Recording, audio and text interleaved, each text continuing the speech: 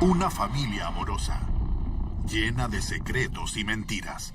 Ella lo mantenía muy oculto, y creo que incluso lo mantenía oculto de ella misma. Se veía muy interesada en saber cómo cometer el asesinato perfecto.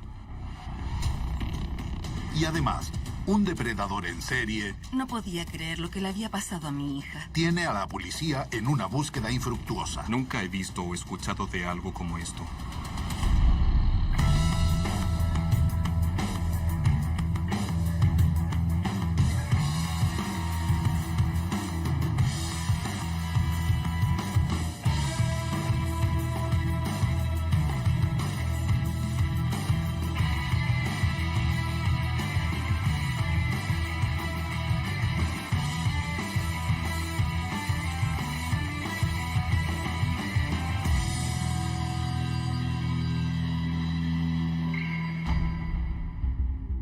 Soy John Walsh y esto es Persecución.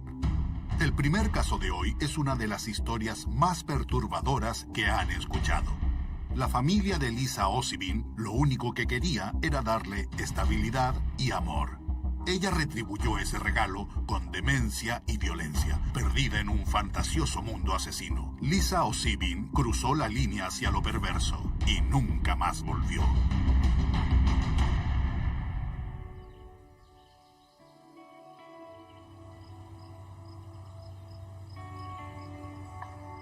Mary Ossibin era mi prima en primer grado.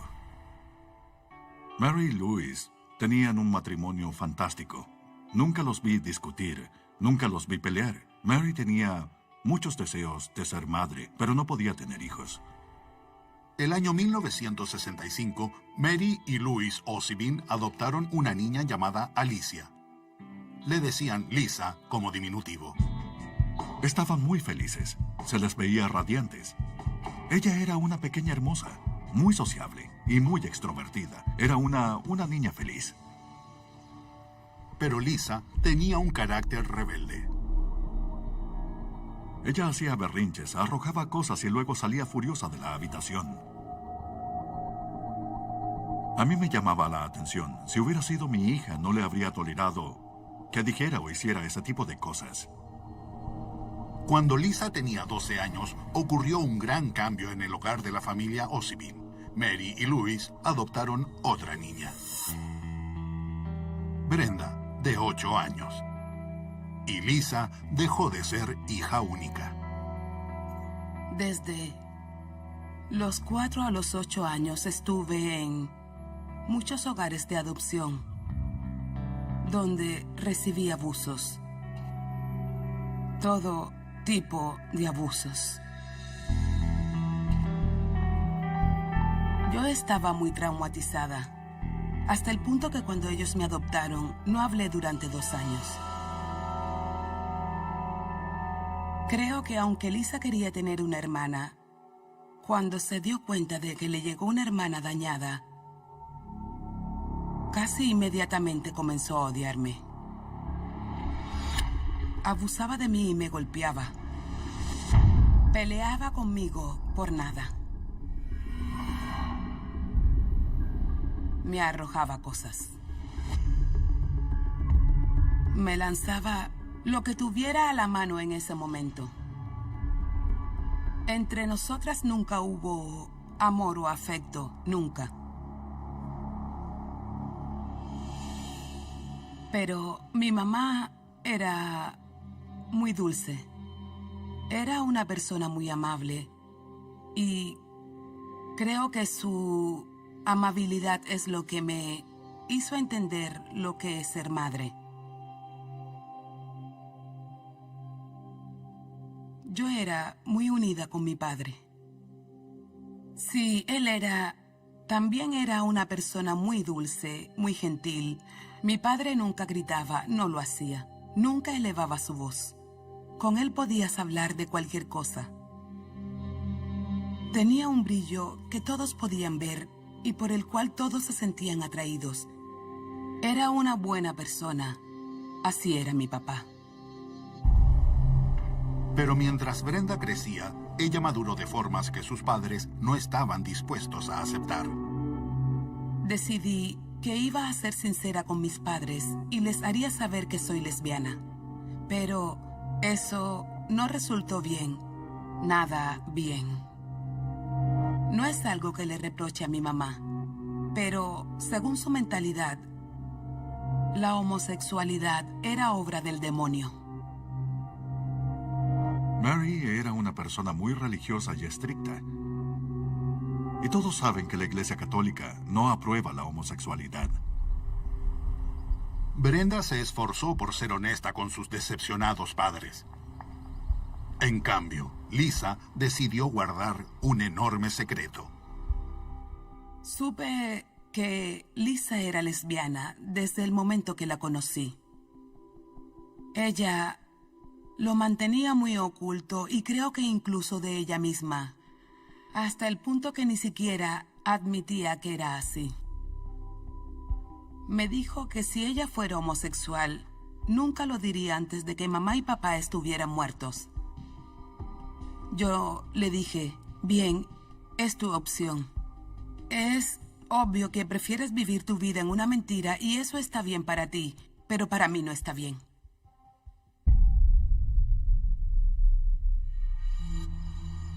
Brenda se mudó de casa de sus padres cuando cumplió 18 años, pero nunca perdió la esperanza de reparar la relación con su madre. Por esa razón, durante un tiempo salió con hombres.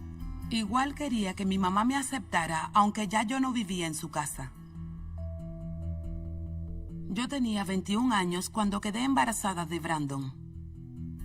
Que yo tuviera un hijo fuera del matrimonio, para ella fue como la cereza del pastel. Es por eso que me mudé de California y me fui a Rhode Island.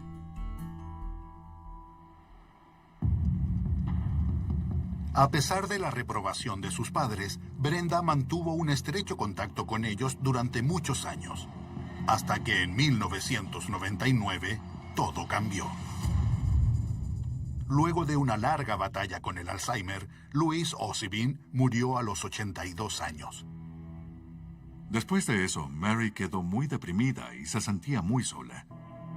La única compañía que le quedó en ese momento era Lisa. Ambas compartían la casa.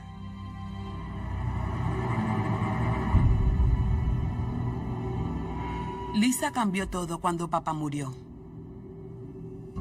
Yo enviaba regalos de Navidad, le enviaba flores a mamá, enviaba tarjetas de cumpleaños, pero no recibía respuestas de ninguna de ellas. Lisa tenía el control de lo que mamá veía y de lo que mamá no veía. Yo llamaba diciendo, hola, sé que nadie levantará el teléfono, mamá, si alguna vez quieres contactarme, aún estoy aquí y aún te amo. Pero nunca recibí una llamada de ella. Y sé que eso era obra de mi hermana.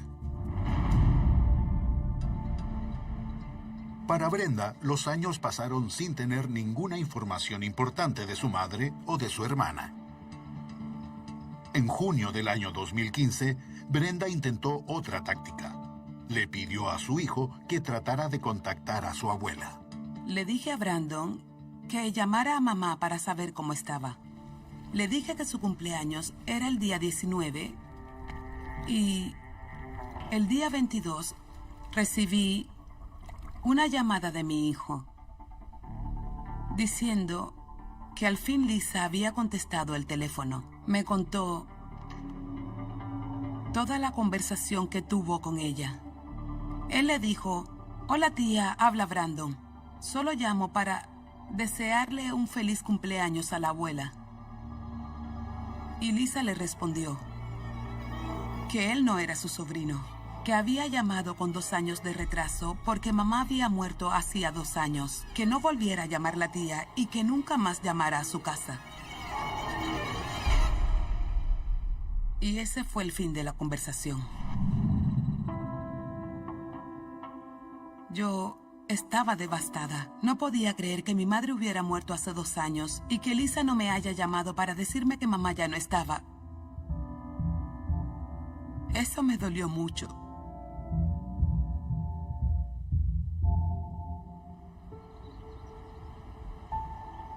5 meses después, a principios de diciembre del año 2015, Brenda recibe una llamada del Departamento de Policía de El Cerrito.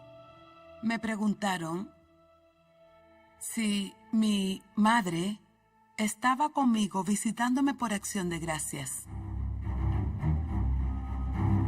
Les pregunté si era una broma de mal gusto. Dije, ¿por qué me pregunta eso? ¿Quién está llamando? Ella murió hace 2 años. Yo estaba alterada, muy alterada. Él me respondió que tenía la certeza que mi madre no estaba muerta desde hace 2 años. Pero que en ese momento estaba desaparecida. ¿Ha visto a Lisa Ossibin? Si es así, por favor, llámenos. Le garantizo que mantendremos su anonimato. Recuerde, usted puede hacer la diferencia. En diciembre del año 2015, Brenda Ossibin recibió una llamada de un oficial de policía de El Cerrito. Él me dijo que mi mamá estaba desaparecida y le dije que no estaba desaparecida, que murió hace 2 años. Le pregunté a qué se refería y él dijo, espere un momento, ¿por qué piensa que su mamá murió hace 2 años? Le respondí que mi hermana le había dicho eso a mi hijo en junio de ese año. Él me dijo, ¿en serio? Y yo le dije que sí. Lisa había mentido. Los vecinos le dijeron a la policía que vieron a Mary por última vez en agosto, 4 meses antes, pero no después de eso. Ahora sus amigos estaban preocupados. Y también Brenda. Les pedí que averiguaran dónde estaba mi mamá. Les dije que ella tenía 90 años y que obviamente no se había ido de vacaciones. Brenda no podía volar inmediatamente a California, pero esperaba que la policía pronto pudiera encontrar a su madre desaparecida. Mary Ossibin no salía de casa muy a menudo, pero Lisa sí, era muy conocida en el vecindario y era bastante apreciada. Ella estaba preocupada por los crímenes en el vecindario. Siempre nos sentíamos seguros porque siempre había alguien vigilando por nosotros, ya que ella estaba en la casa durante el día y trabajaba por la noche. Eso nos hacía sentir que siempre había alguien aquí observando y cuidando. Muy a menudo yo pasaba por aquí para conversar con Alicia y ella me comentaba si había visto un auto desconocido en la calle o se quedaba observando para ver si había alguien en los alrededores y si no era del vecindario, ella llamaba a la policía. Lisa siempre estaba vigilando por nosotros, cuidaba nuestras casas. Alicia tenía muy buena reputación en el vecindario. Todos querían a Alicia. Uno de los vecinos nos dijo que Alicia le comentó que se mudaría a Los Ángeles o a Arizona por trabajo y que Mary se iría a Mississippi para quedarse con familiares. Cuando investigamos esa posibilidad, nos enteramos de que ella no tenía familiares en Mississippi. Los oficiales consiguieron una orden para registrar la casa de Mary y Lisa. La casa se veía abandonada y parecía que nadie estaba viviendo ahí en ese momento. La casa parecía estar vacía y el jardín estaba descuidado. Algo no estaba bien. Supe que algo no estaba bien. Entré en la casa y había desorden y basura por todas partes. La habitación de Alicia estaba en el nivel de arriba de la casa de 2 pisos. El televisor, la butaca reclinable, el escritorio y la cama estaban en completo desorden. La cama estaba sin hacer, había muchas latas de refresco, basura, libros, manchas en la alfombra. Todo estaba muy descuidado. También encontramos una enorme cantidad de películas y series de misterio, como La reportera del crimen y una gran variedad de crímenes y asesinatos.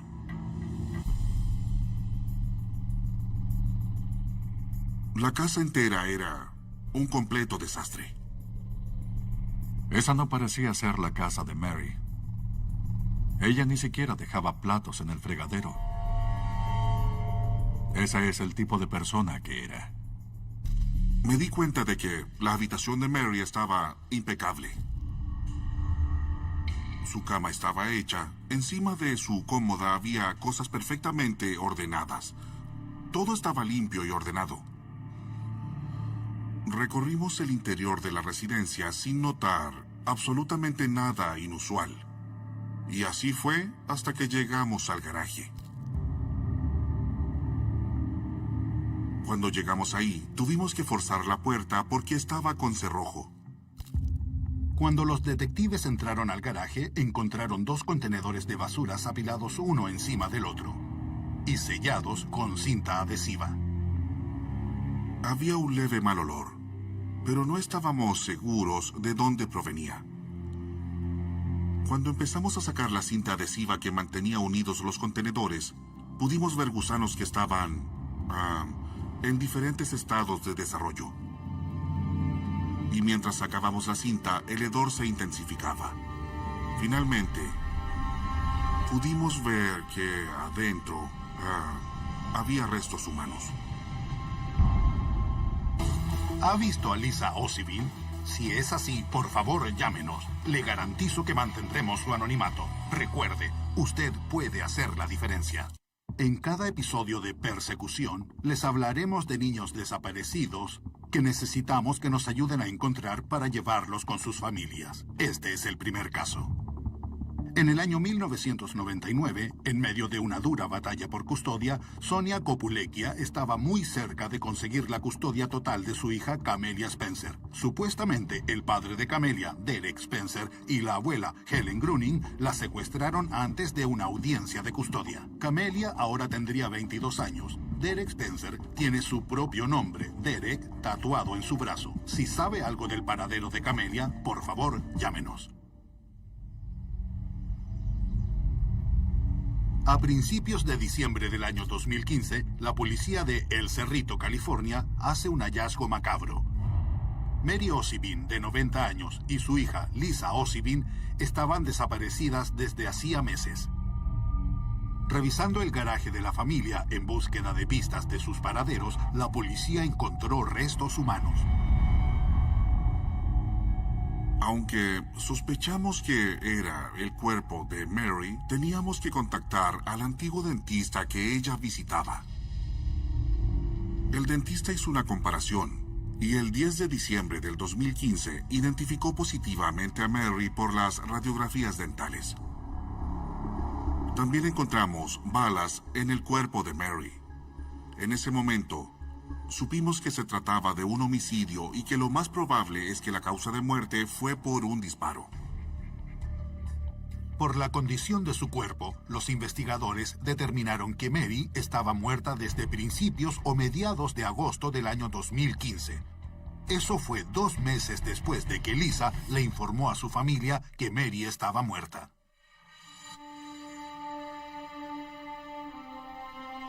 Yo estaba impactado. Luego horrorizado, con rabia, no sé, triste. Le disparó muchas veces y simplemente la dejó ahí. Estuvo ahí durante meses. Y eso fue terrible. Es la información más terrible que me ha tocado recibir.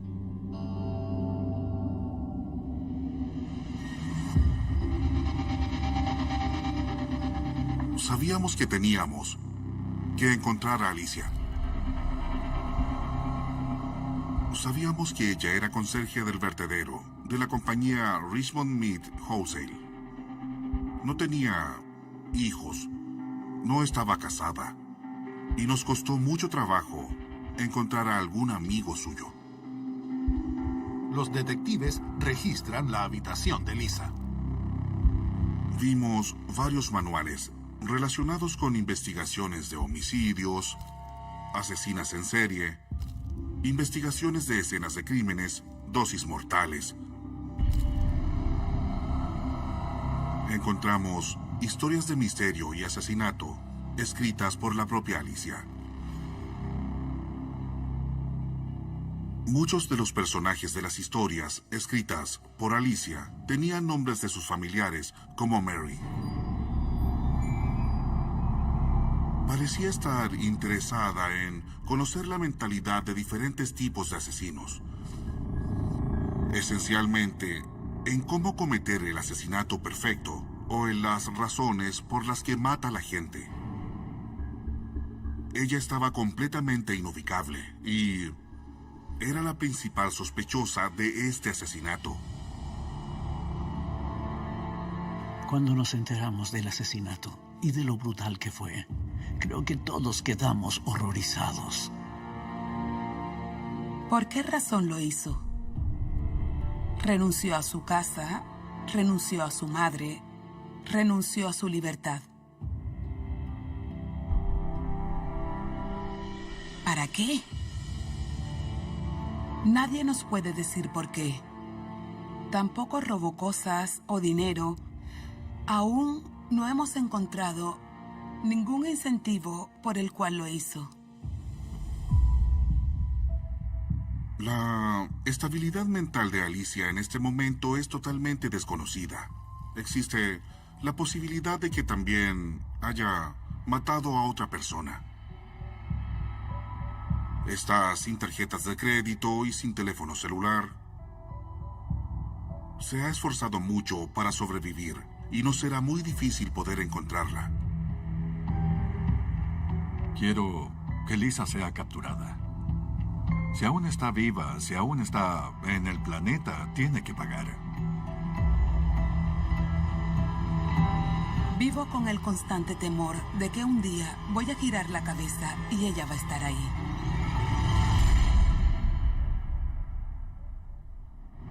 Lisa Ossibin es de contextura maciza, cabello corto y podría estar pasando por hombre. En marzo del año 2016 se vio a alguien muy parecida a Lisa al sur de California. Si ve a Lisa Ossibin, no actúe por su cuenta. Tome el teléfono, haga esa llamada y recuerde, le garantizo que mantendremos su anonimato. Pasé mi carrera, resolví. Llegó el momento de una de las armas más poderosas de nuestro arsenal, lo que me gusta llamar los 15 segundos de vergüenza. Alana Renee Cole es buscada por los alguaciles de Estados Unidos por el asesinato de su madre ocurrido el año 2014 en el condado de Prince George, Virginia. Mide 1,70 m y pesa unos 90 kilos. El asesino convicto Derrick Bell es buscado por los alguaciles de Estados Unidos por tráfico sexual y delitos por drogas. También se lo conoce por el seudónimo de Ghost and Tongue. Si ha visto a cualquiera de estos sospechosos, por favor, llámenos. En nuestro próximo caso, mi hijo Callahan viajó al área de San Diego para investigar la historia de Rick McLean, un abusador sexual de niños. El educado y religioso McLean era admirado en su comunidad de los Testigos de Jehová y aprovechaba su fachada de integridad para ocultar su alma retorcida y abusiva.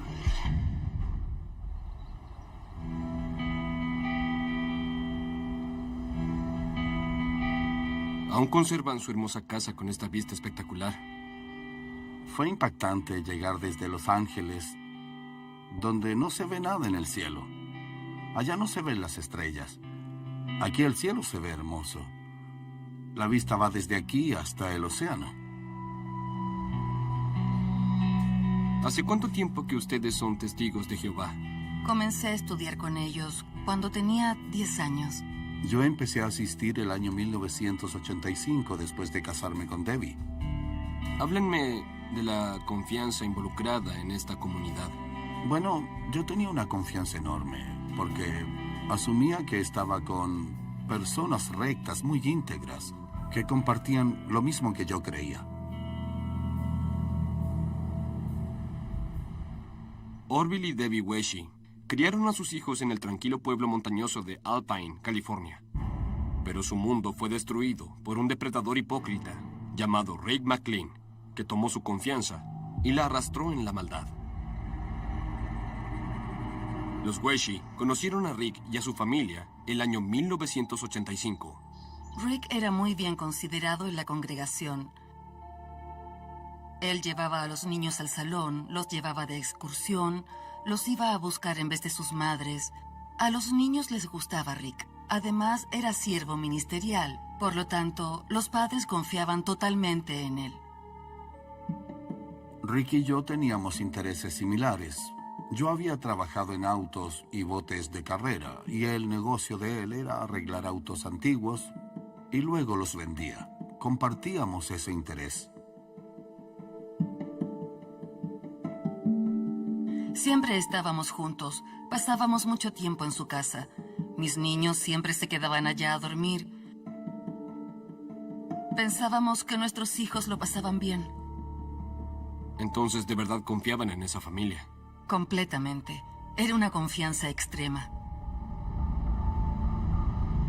Pero esa confianza tuvo consecuencias trágicas. Siento que fui demasiado ingenuo todo ese tiempo. Confié plenamente en esa persona y él nos traicionó. La peor pesadilla de los padres. ¿Sí?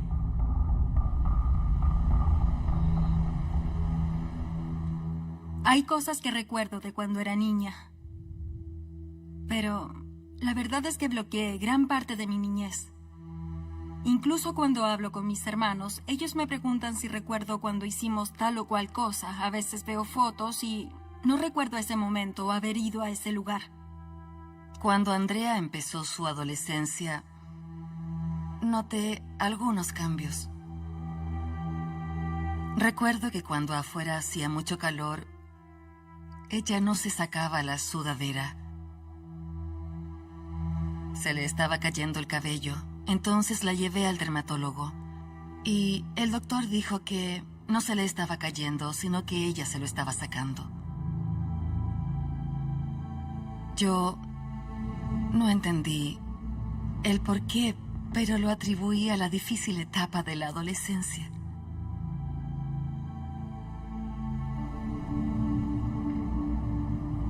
En el año 2004, los Weshi quedaron asombrados cuando Nancy, la esposa de Rick, anunció que la pareja se divorciaba. Y casi un mes más tarde, el 18 de julio del 2004, sorpresivamente ella me llamó. Ella me dijo que tenía que contarme las razones del por qué estaba pidiendo el divorcio. Yo quedé impactada. Siempre sentí que estaba en un paraíso espiritual, que mi familia estaba en un paraíso espiritual, que estábamos protegidos, que estábamos a salvo. No podía creer lo que le ocurrió a mi hija.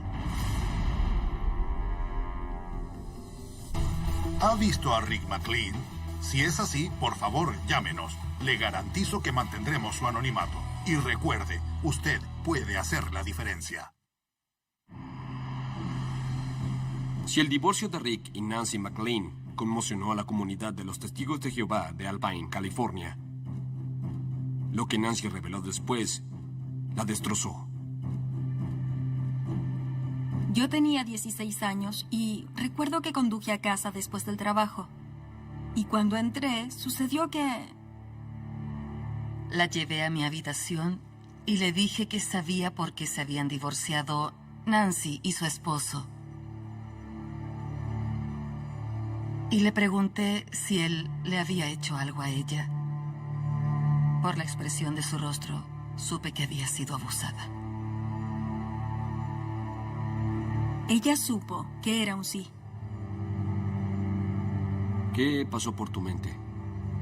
Sentía que algo no estaba bien conmigo, que había hecho algo mal, que seguramente era mi culpa. ¿Cómo se sintieron cuando ella admitió que le ocurrió eso? Creo que al comienzo ni siquiera pude asimilarlo. Estaba en estado de shock. De verdad, yo no sabía qué hacer. Me sobrepasó, fue demasiado para mí. Terminé sufriendo un colapso nervioso. Sentí que debería haberme dado cuenta. Una madre tiene que proteger a sus hijos, pero yo no protegí a mi hija. Es por eso que yo sentí que no merecía ser su madre. El abuso comenzó cuando yo tenía unos 8 años y continuó hasta que tenía 13. Recuerdo que nos quedábamos a pasar la noche en casa de los McLean. Me refiero a mi hermano y a mí. Y ahí es donde tuvieron lugar algunos abusos.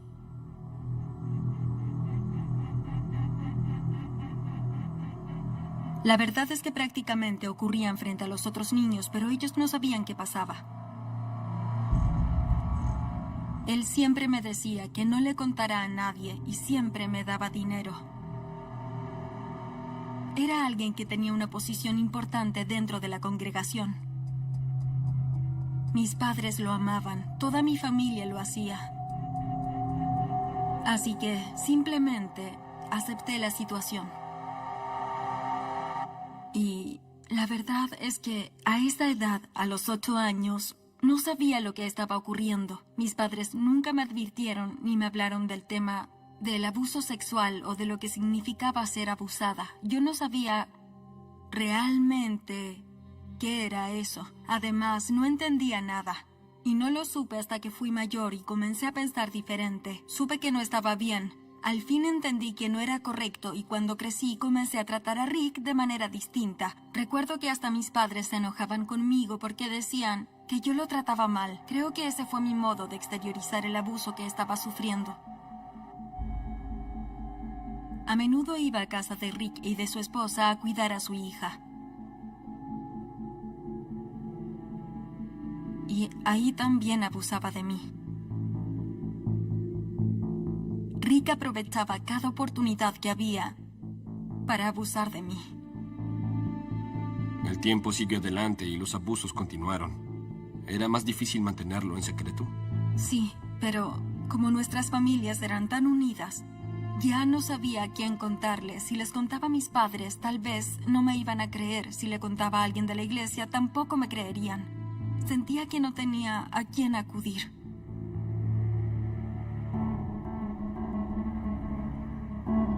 Él me contó de otras chicas, de las cuales también estaba abusando. No me daba detalles, pero alguna vez comentó, oye, con otras chicas también he hecho esto. Se dieron a conocer más víctimas. Desde 20 o 25 años atrás. Esto fue el año 2005. Llevaba décadas abusando de niñas antes de que empezáramos a buscarlo.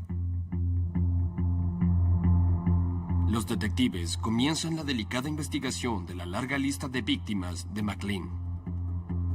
Mientras tanto, la esposa de McLean lo echó de la casa familiar.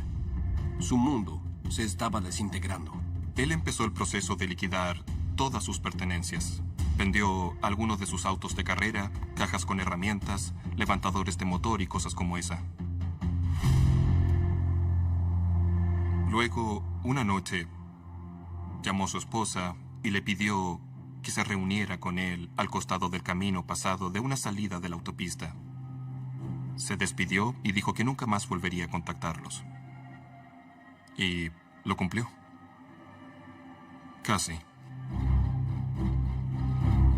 La siguiente vez que supieron de él fue cuando su camioneta apareció en la entrada de autos de otro miembro de la familia. Dejó atrás cualquier cosa que pudiera vincular su identidad con la persona que es actualmente, como la billetera con la licencia de conducir y sus documentos. McLean se fue, pero le dejó un último mensaje a su familia. ¿Ha visto a Rick McLean? Si es así, por favor, llámenos. Le garantizo que mantendremos su anonimato. Recuerde, usted puede hacer la diferencia. ¿Lo crees? Es una locura. Presentaré el siguiente caso de niños desaparecidos y le pedimos su ayuda para que el desenlace sea seguro y pacífico. Se cree que los hermanos Víctor y Jonathan Núñez Coronado fueron secuestrados por su padre, Dimas Coronado. La policía de Phoenix cree que Dimas se llevó a los niños después de asesinar a la madre embarazada y a otro hombre el 31 de agosto del año 2018. Se piensa que los tres están en México. Si ha visto a Víctor, Jonathan o Dimas, por favor, llámenos. Durante años, Rick McLean ha abusado de los niños de la comunidad de los Testigos de Jehová y cuando al fin fue descubierto, desapareció. Pero antes dejó un tentador señuelo. ¿Había más pistas importantes en las cartas que envió su familia? En algún momento tuvimos acceso a una de las cartas. Era un mapa del tesoro. ¿Un mapa del tesoro? ¿Eso es normal en casos de fugitivos en los cuales ha trabajado? Nunca en mi vida he visto o escuchado de algo como esto. Qué interesante. El mapa del tesoro era el dibujo de una residencia con anotaciones que indicaban que había una caja con dinero enterrada en ese lugar. Pero el mapa que guiaba hasta el dinero escondido estaba desalentadoramente incompleto. Había una secuencia parcial de números que identificaban la casa donde estaba enterrado el tesoro. Solo eran 3 dígitos, ni la ciudad ni el código postal. Decía que si algo le sucedía a McLean, alguien contactaría a la familia para darles la dirección completa. Eso fue muy revelador para nosotros, principalmente porque significaba que había otra persona que no era de su familia, que sabía o podría saber dónde se encontraba McLean. Sin la dirección completa, el mapa era un callejón sin salida. Entonces, los alguaciles rastrearon los últimos pasos de McLean antes de que desapareciera. Pudimos seguirle el rastro a cada artículo que él vendió, a excepción de una cosa. Un auto de carrera réplica de un Chevy 1955 terminó siendo un misterio quién se quedó con ese auto o si él aún lo tenía. Alguien nos contactó diciendo que una persona en Daytona Beach, Florida, había adquirido un auto como ese y que estaba buscando a alguien que lo arreglara. Me puse en contacto con esa persona y me dijo que le compró el auto a una concesionaria en Georgia. Cuando hablé con la concesionaria, me enteré que ellos habían comprado el auto en una subasta en Scottsdale, Arizona, en enero del 2005. En la casa de subastas pude conseguir el formulario de inscripción que llenó el vendedor original del auto. Rick McLean estaba registrado como el agente. En ese momento me entusiasmé mucho, porque no tenía ninguna información de lo que él había hecho después de septiembre del 2004. Y la dirección que McLean registró en el formulario para poder vender el auto en la subasta tenía los mismos 3 números del mapa. Yo casi me caí de la silla. Así que busqué en mapas satelitales, ingresé la dirección que estaba anotada en el formulario de inscripción, la comparé con el dibujo del mapa del tesoro y tuve la certeza de que era la misma. Conseguí una orden de registro y fuimos a esa casa.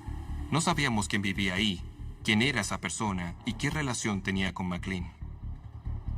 Tocamos a la puerta y cuando salió ese hombre, era totalmente diferente a lo que yo esperaba ver. Yo esperaba a alguien que se estaba ocultando, un fugitivo, no este hombre jubilado, amable, tranquilo y solitario. Un vecino me presentó a Rick McLean. Rick necesitaba un lugar donde quedarse y también un lugar para un auto de carrera, entre otras cosas.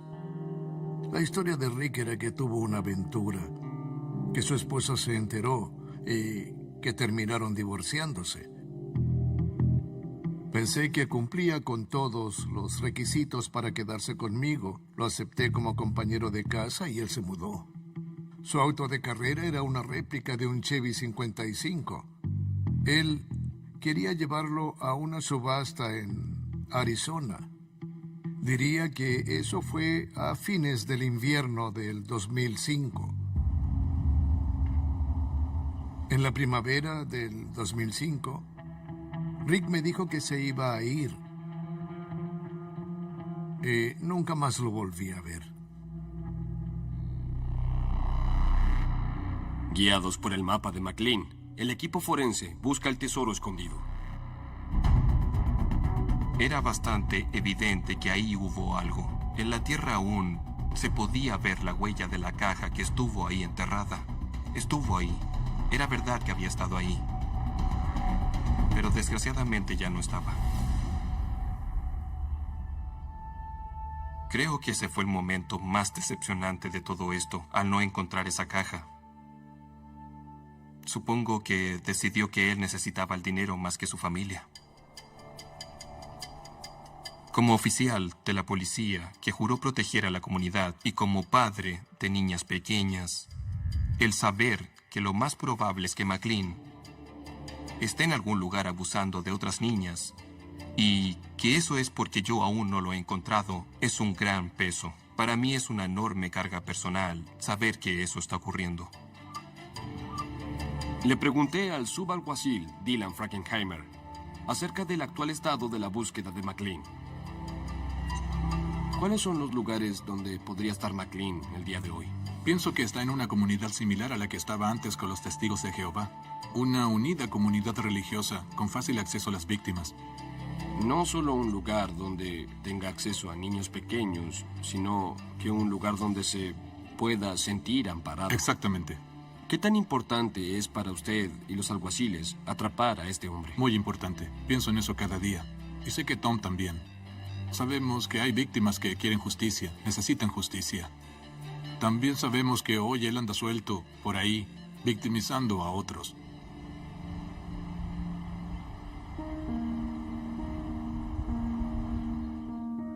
Su esposa me envió una carta escrita por Rick a mi familia y decía que lo lamentaba mucho, que era una persona horrible, pero que no podía entregarse porque sabía que lo lastimarían todos los días en prisión. Y dijo que recordáramos al Rick bueno. Eso escribió. Pero nunca hubo uno bueno.